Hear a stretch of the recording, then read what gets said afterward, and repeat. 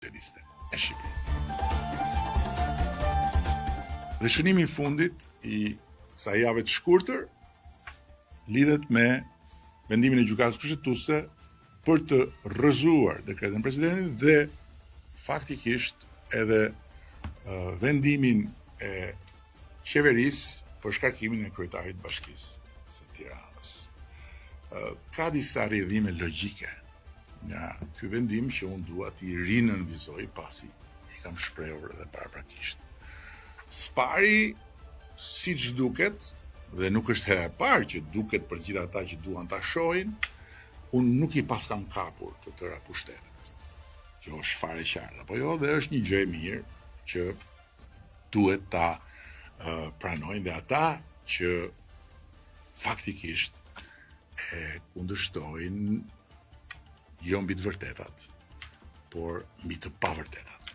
Së dyti, nëse Tirana nuk do të ketë zgjedhje deri në 2027, dhe kushtetuesja mendon se kryebashkiaku i Tiranës nuk mund të largohet përveç se me zgjedhje, atëherë këtu jemi përballë një disproporcioni të dyfisht, disproporcionit të mbajtjes së tij në qeli në dëm të lirive dhe drejtave kushtetuese të tij si person dhe si zgjedhur për të drejtuar qytetin, por dhe disproporcioni në dëm të së drejtës kushtetuese të popullit të kryeqytetit për të shërbyer nga i zgjedhur i vet, apo jo.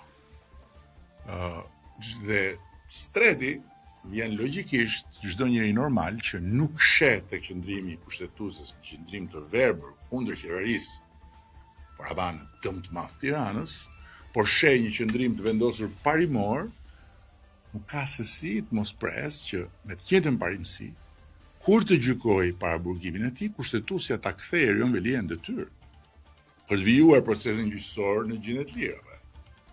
Më duket se edhe kjo është gjëja më normale. Tani, e para dhe e dyta janë sigurta, përsëris.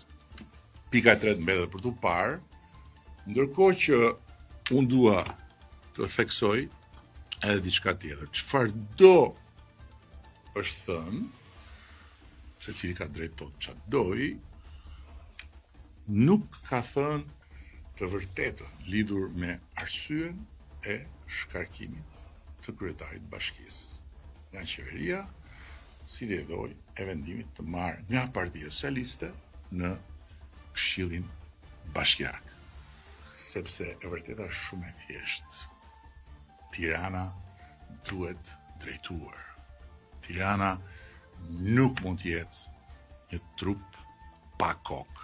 Kryeqyteti i Shqipërisë ka nevojë për të zgjedhurin e vet mbi krye. Kështu që kush ka në dorë ndihmoj në zgjidhjen e këtij ngërçi absurd, duhet kujtohet se përtej të gjitha teorive të tjera të konspiracionit, kryeqyteti nuk mund të trajtohet si jetim për vite me radhë. Ky është një skandal në vetvete dhe është një skandal për cilin qytetarët e Tiranës paguajnë një kosto dhe kryeqyteti paguajnë një kosto çdo ditë të padrejtë.